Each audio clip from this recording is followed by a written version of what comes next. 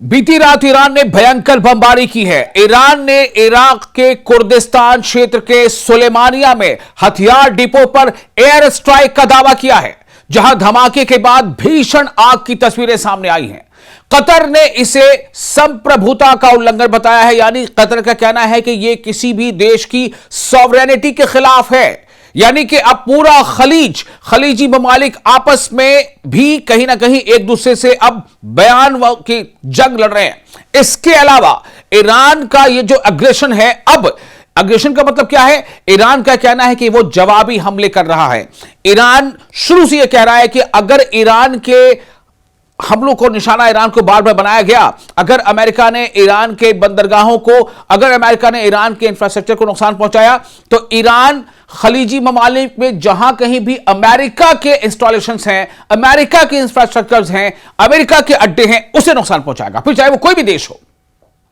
तो ईरान ने जो हमले किए हैं उस पर आपको बताते हैं कि ईरान ने बहरीन में भी अमेरिकी बेस पर सुसाइड बोट असेंबली एरिया और एआई सेंटर पर हमला कर दिया है।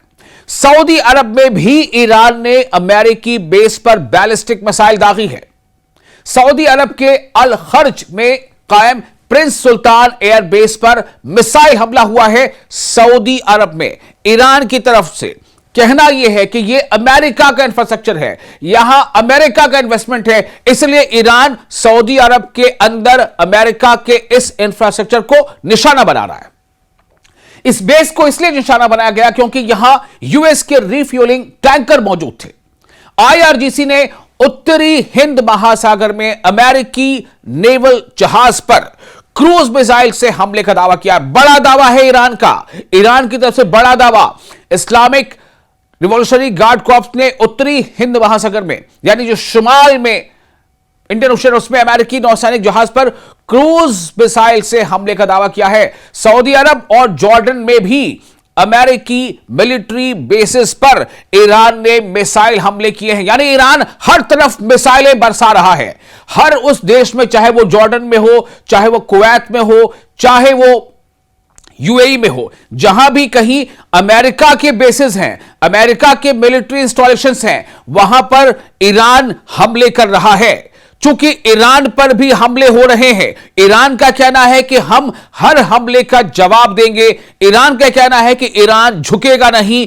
ईरान का कहना है कि ईरान अपने नेशनल इंटीग्रिटी और नेशनल इंटरेस्ट की बका के लिए, हिफाजत के लिए हर कदम उठाएगा। लेकिन ईरान ने बार बार यह कहा है कि हमले की शुरुआत हमसे नहीं होगी। ईरान का कहना है कि हम जवाब देंगे, और वही ईरान कर रहा है। ईरान ने अमेरिका को दो टूक चेतावनी दी है कि अगर 2 से 3 दिन में जंग नहीं थमी तो इसका मुकम्मल और बहुत वसी पैमाने पर जवाब दिया जाएगा, और यह जंग वसी होती चली जाएगी और फैल जाएगी। मिडिल ईस्ट में ईरान और अमेरिका के दरमियान कशीदगी एक बार फिर बढ़ गई है और तेज होती जा रही है। ईरान के इस्लामी इनकलाबी गार्ड्स यानी आईआरजीसी ने दावा किया है कि उसने जॉर्डन में मौजूद अमेरिकी फौजी अड्डों पर मिसाइलों और ड्रोन से हमला किया, जिसमें कई अमेरिकी जंगी तैयारे और फिजाई ईंधन फराहम करने वाले तैयारे यानी जेट्स तबाह कर दिए गए। यह बड़ा दावा है ईरान का। ईरान यह दावा कर रहा है कि ड्रोन से हमला किया गया है, जिसमें कई अमेरिकी जंगी तैयारे, फाइटर जेट्स और फिजाई ईंधन फराहम करने वाले तैयारे तबाह कर दिए गए हैं। लेकिन अब इस पर अमेरिका पूरी तरह से इसको हामी नहीं भर रहा है, उसकी तस्दीक नहीं कर रहा। आपको ये बताना चाहते हैं कि आईआरजीसी के मुताबिक यह कार्रवाई इसलिए की गई क्योंकि ईरान का कहना है कि अमेरिका ने जॉर्डन में मौजूद अपने फौजी अड्डे से या अपने फौजी अड्डों से जुनूबी ईरान के शहरी इलाकों पर हमले किए हैं। ईरान क्या कह रहा है कि जॉर्डन में मौजूद अमेरिकी बेसिस से ईरान पर हमला हुआ है, इसीलिए ईरान जॉर्डन पर हमले कर रहा है। लेकिन जॉर्डन के उन्हीं जगहों पर हमले कर रहा है जहां पर अमेरिकी मफादात हैं, जहां अमेरिकी फाइटर जेट्स हैं। ईरान का इल्जाम है कि इन हमलों में पुल, रिहायशी इलाके और बंदर अब्बास में पानी फराहम करने वाला एक पंपिंग स्टेशन भी निशाना बनाया गया। यह ईरान कह रहा है कि अमेरिका ने जो सिविल इंफ्रास्ट्रक्चर है ईरान के अंदर, उसे निशाना बनाया।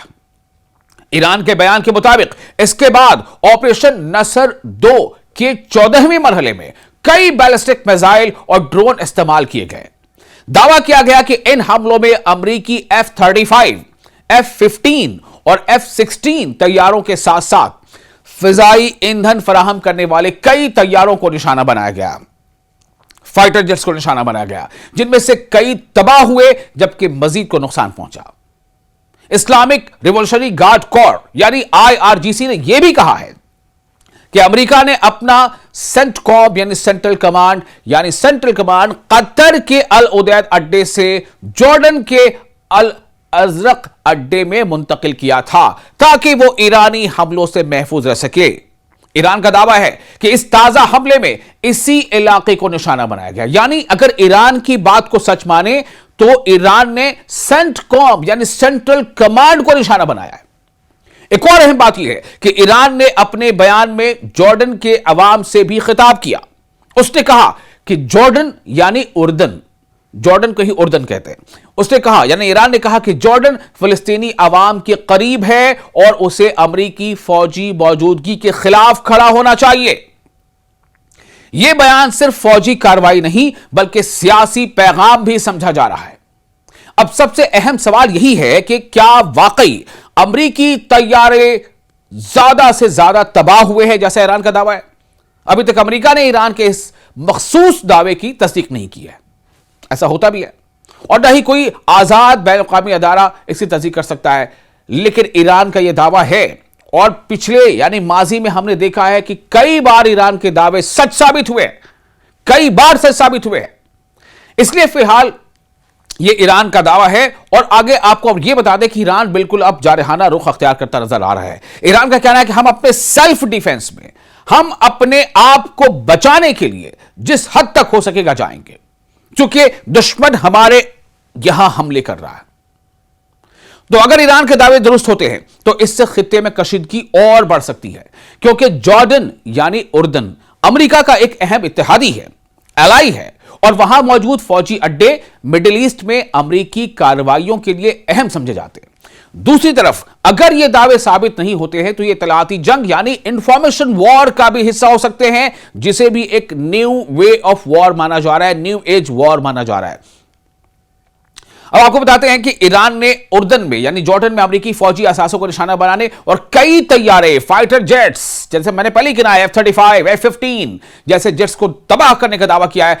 और अब इसके बाद यह देखना होगा कि आगे अब यह कौन सा रुख अख्तियार करता है, अब आगे क्या ट्विस्ट आता है। क्या अमेरिका और ज्यादा एग्रेशन के साथ हमले करेगा? क्या अमेरिका अपने हमलों में और शिद्दत अख्तियार करेगा? इसी बीच एक आपको अहम खबर दे रहे हैं कि ईरान यह कह रहा है कि अमेरिका अब ईरान के अंदर सिविल इंफ्रास्ट्रक्चर्स को नुकसान पहुंचा रहा है। रेलवे ट्रैक पर हमले किए गए हैं और कई ऐसी चीजों पर हमले किए गए हैं जो जिनका सीधा सीधा ताल्लुक आम लोगों से है। अब आपको बताते हैं एक अहम खबर, ईरान न सिर्फ यह कि जवाब दे रहा है बल्कि ईरान ने यह ऐलान किया है। देखिए फारस न्यूज एक है, फारस न्यूज काफी मशहूर है और मकबूल है और मारूफ है। तो फारस न्यूज की खबर को अगर हम माने तो इसके मुताबिक ईरान ने अब एक नया स्ट्रैटेजी ईरान अपनाने जा रहा है। वो स्ट्रैटेजी है कि ईरान जो है वो वाइटल पोर्ट्स जो मिडिल ईस्ट में हैं, मिडिल ईस्ट के जो ज्यादा बड़े और ज्यादा बिजी पोर्ट्स हैं, बंदरगाह हैं, उस पर अब हमला कर सकता है। और वो ऐसे पोर्ट्स हैं जिनका इस्तेमाल यूएस यानी अमेरिका की मिलिट्री कर रही है।